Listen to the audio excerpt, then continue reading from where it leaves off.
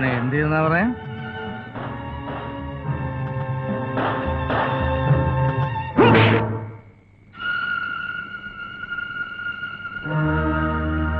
മാട്ടും മാതിരിയും കണ്ട് നിന്റെ എല്ലാം ഈ കാര്യത്തിനയച്ച എന്നെ വേണം പറയാൻ.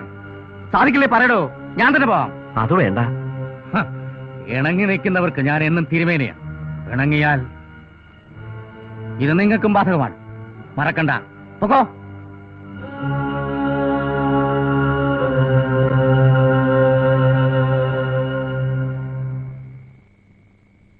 കുറുപ്പേ, പുതിയ സന്നാഹങ്ങൾ വേണ്ടിവരും.